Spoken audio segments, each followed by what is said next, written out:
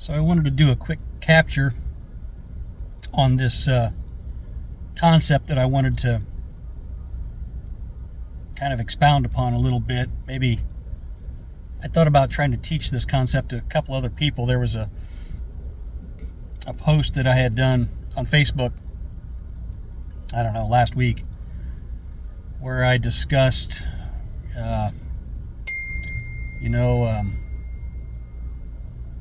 my thoughts on division. Basically, I was just putting out a whole lot of questions that someone who thinks critically should ask about division. Just all kinds of basic questions like,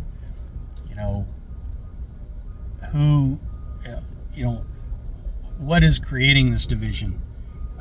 Are there people out there who are just naturally divisive? Is there a positive effect of division? What can we do personally to reduce division? Is there something within me that causes division?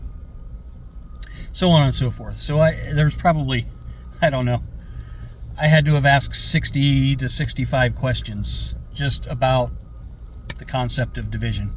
But anyhow, as I thought through all those things, one thing I purposefully left out of all those questions, because the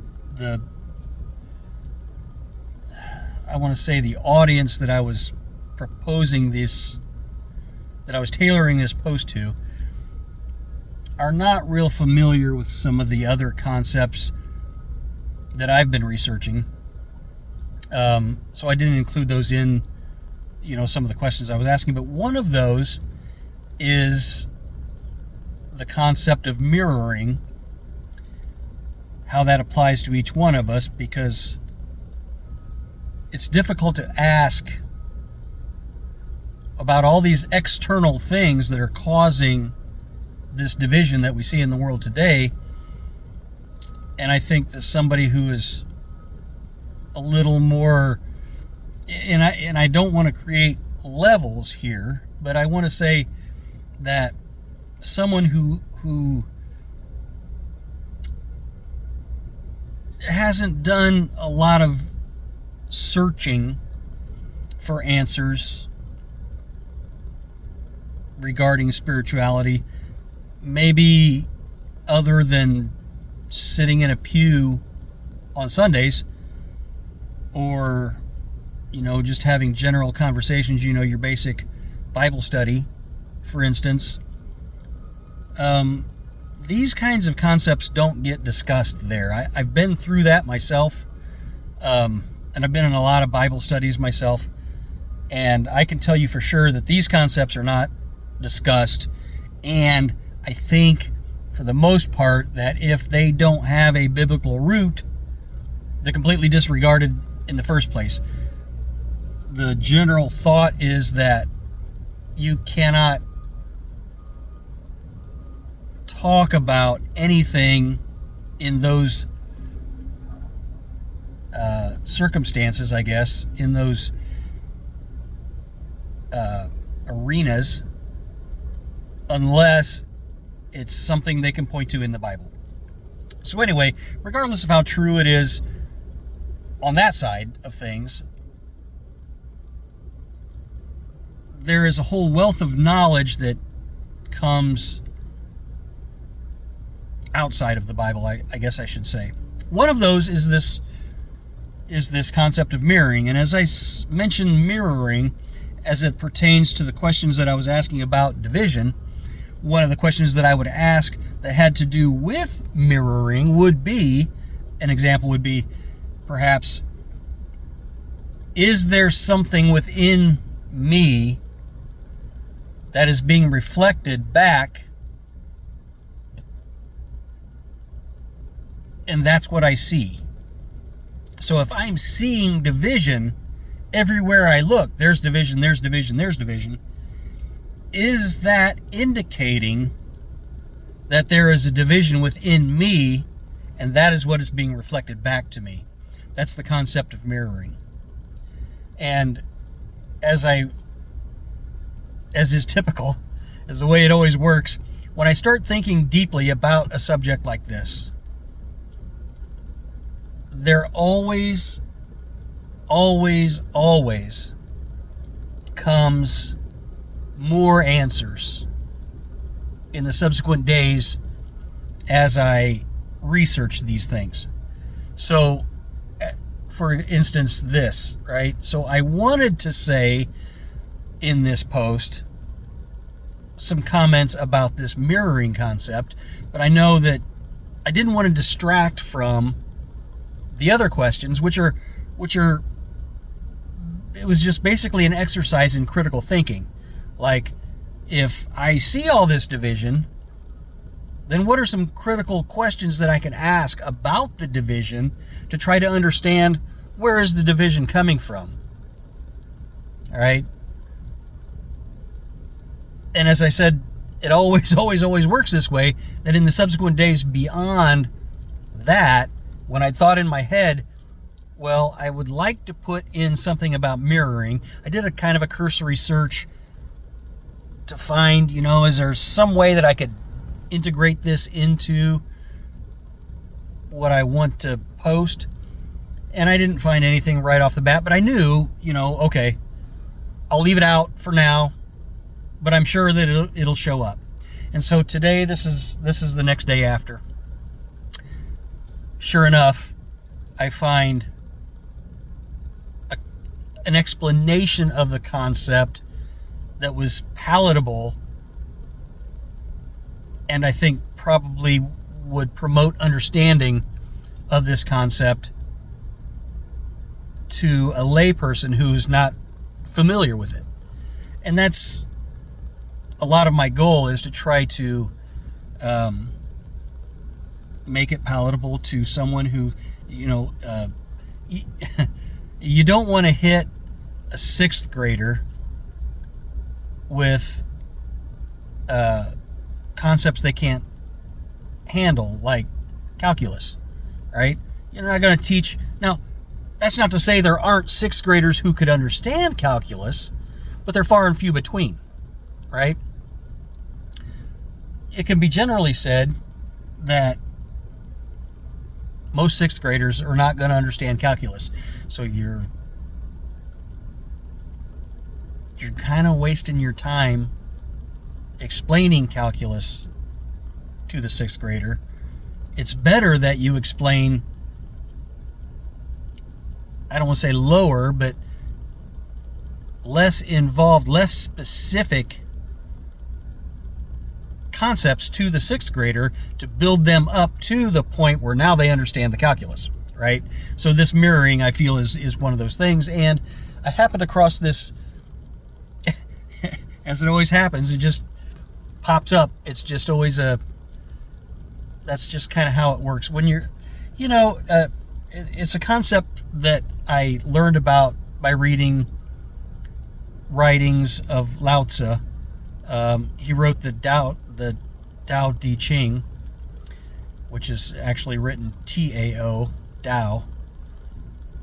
And in it he describes, this is the guy that kind of created Taoism. But in it he describes the concept of the Tao, and the Tao is what his word for not so much the creator. It's more than that, but he makes sure to tell you that the Tao that can be named is not the Tao. The Tao is more than what you can put a description on. And if you should try to describe it and put a label on it, you've now limited it to your understanding of what that word means. And so Lao Tzu never tries to describe the Tao. He tries to give you descriptions of the aspects of the Tao.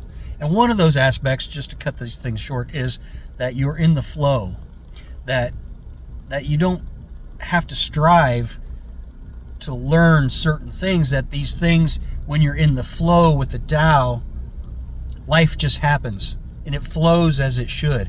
It's like in Hinduism, the concept of being in a river. You have some choices when you go into the river, large rivers.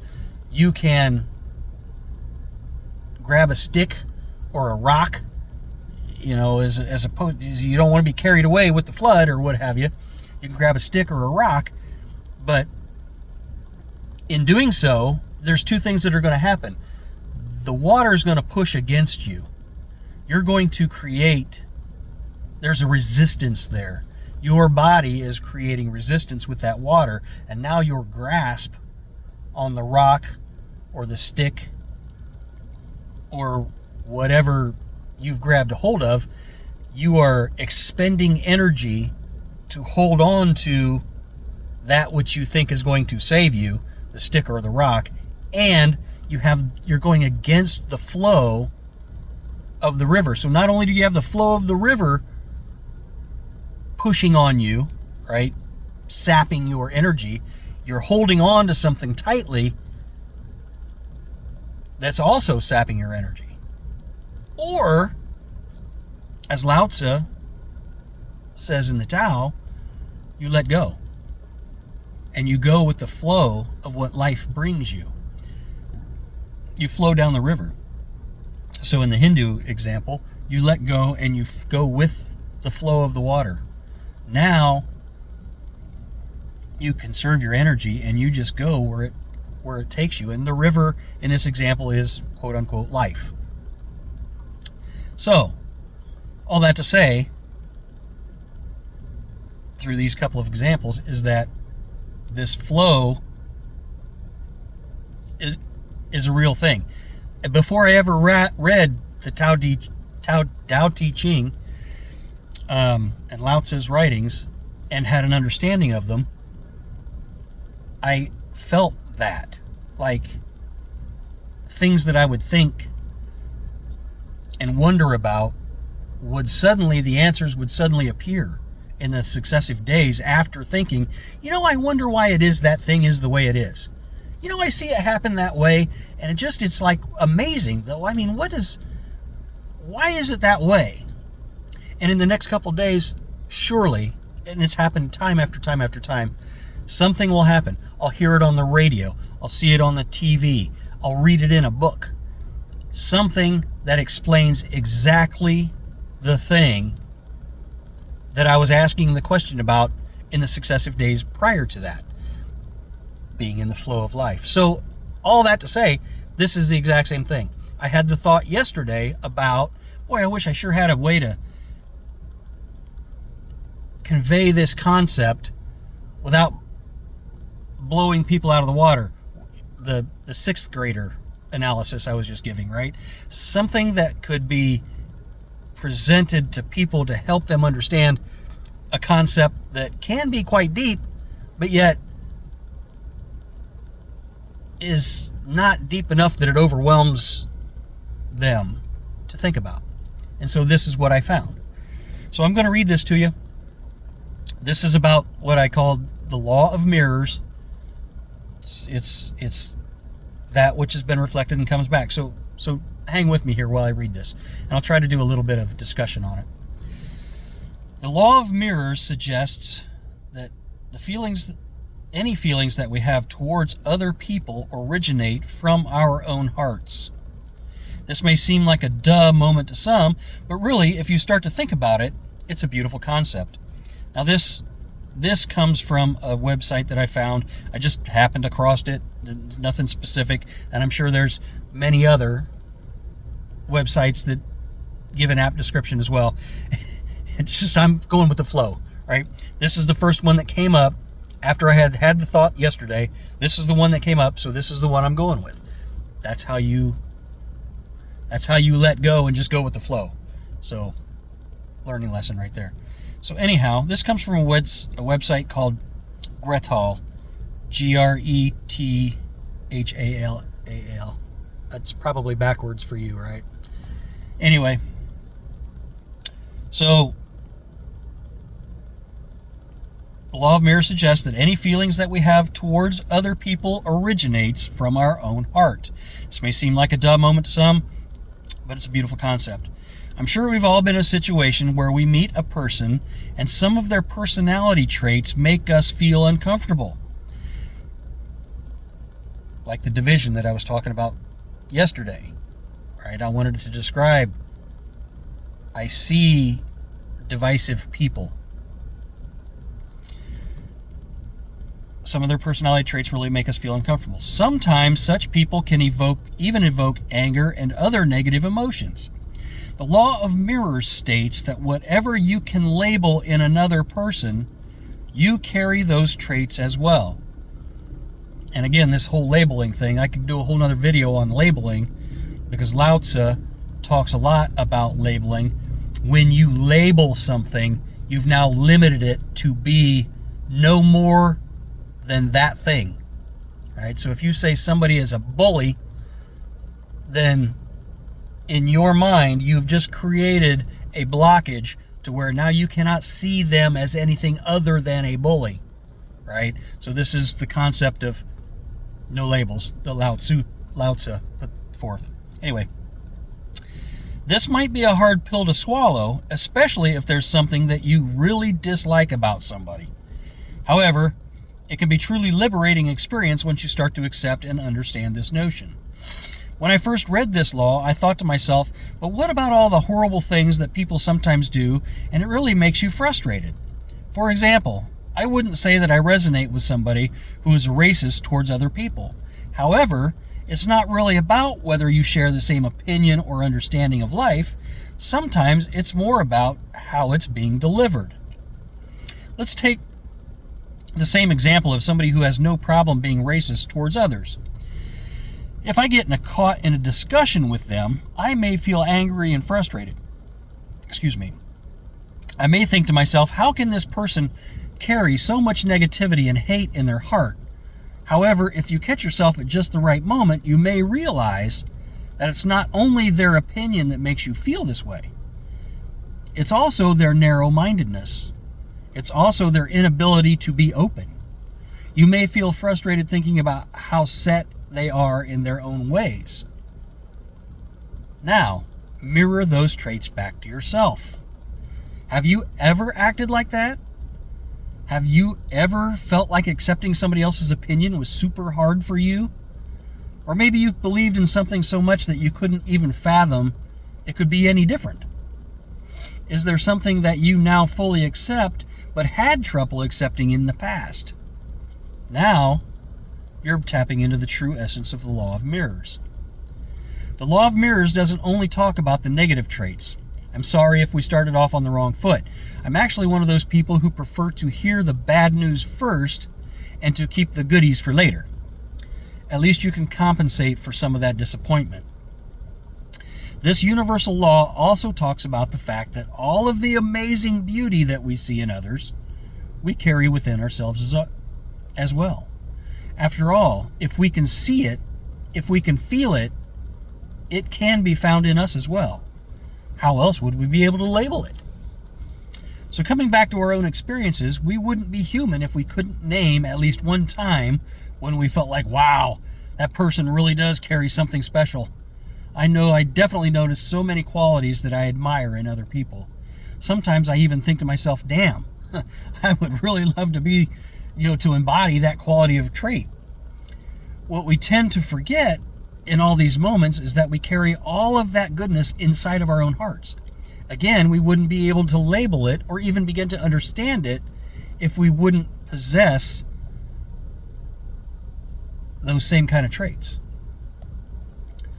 So the biggest aha moment of the law of mirrors happened to me when I fully grasped the concept of not everyone seeing the same thing. And I think this is one of the important things that I wanted to point out.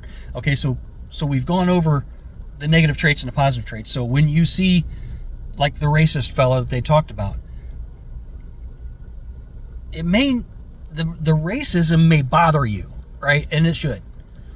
We shouldn't act that way towards others. However, when you notice the narrow-mindedness, the lack of being open, and those different things, this is a moment for you to say, hey,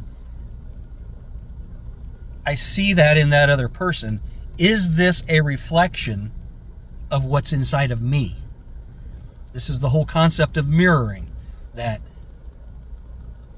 you take this concept and you now integrate it into your life. Okay, so now you say, okay, well, how can I use this principle? It's just like this.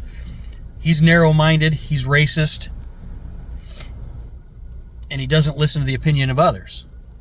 Okay, is that found within yourself? And you really have to do a deep, deep dive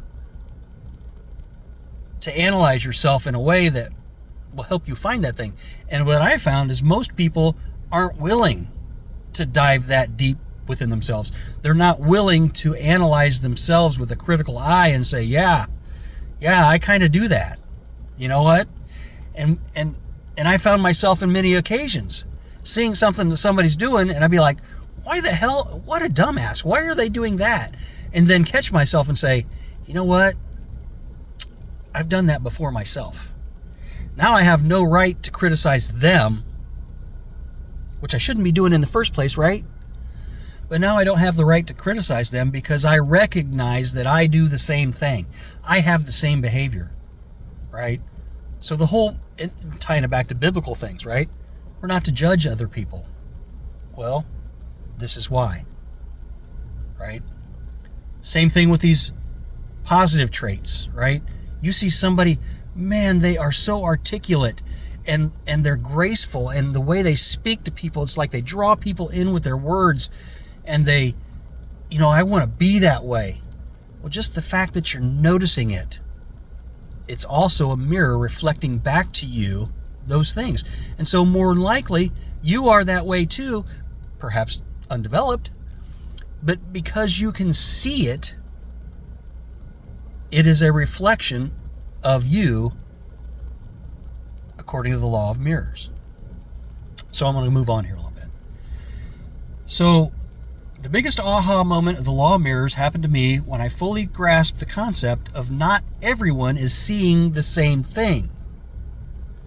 The law of mirrors makes complete sense to me because I now understand that whatever quality we see in other people, the same quality can be interpreted differently or completely ignored by others. Haven't you noticed that sometimes you fixate on some particular trait that another person possesses, but then others can't see it? Like you're the only one that sees this great thing that these people are doing. So for example, you see how gracefully someone deals with their challenges. You admire their strength and willpower. However, somebody else sees it as carelessness or entitlement. Why did they see it differently than you? That's the critical question here. And this is what we're all about, is asking critical questions. The answer to that critical question is that you are seeing somebody that gracefully deals with their challenges and you admire their strength and willpower because you possess those characters or characteristics and you can see it. The other person who says they're careless and they have entitlement, they're being reflected back the carelessness and entitlement. They can't see what you're seeing because the mirror that's reflecting back to them is showing them something totally different. That's why they have a different assessment of that person. They're not seeing what you see. And whether or not it's true is yet to be seen. However, we're just talking about ourselves here, right? So what that person is seeing reflected back to them is not what you're seeing. You're seeing something positive. That's a great thing. They're seeing something negative, right? Seeing something totally different. That's a different mirror reflecting back to them what is within them. So, continuing on. Now, this is the true power of the law of mirrors. When you understand that whatever we project onto others, those things simply come from our hearts. our hearts and our mind interpret those things using our own perspective. So I hope that you can really catch where I'm going with this.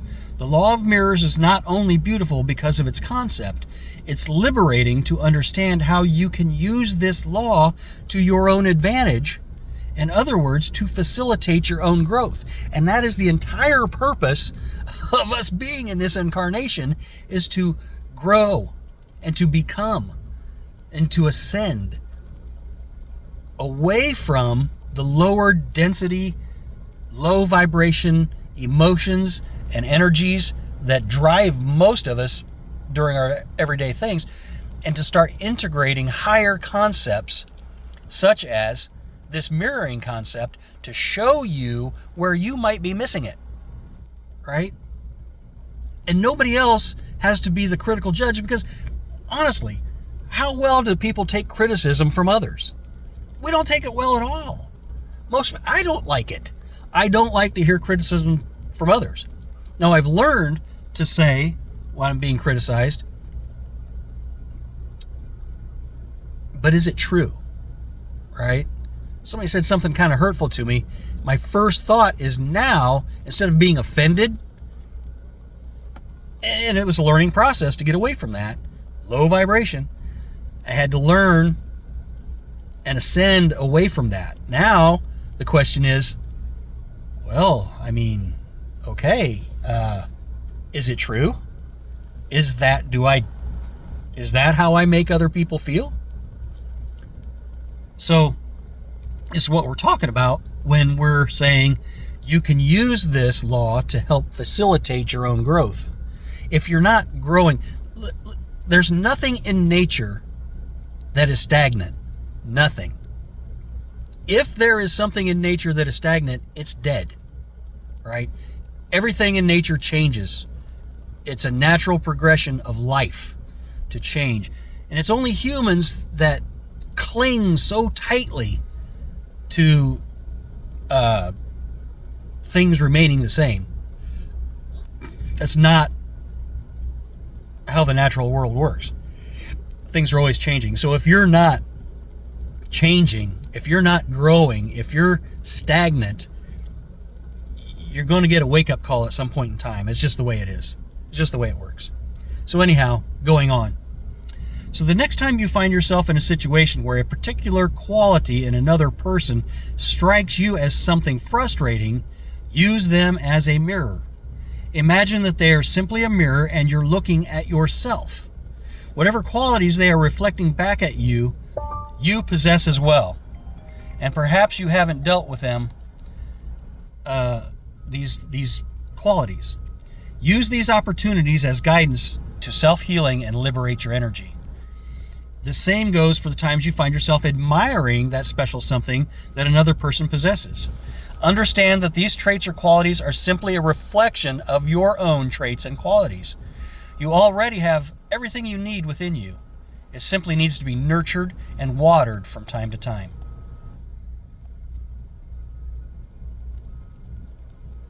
So, I'm going to cut it short there.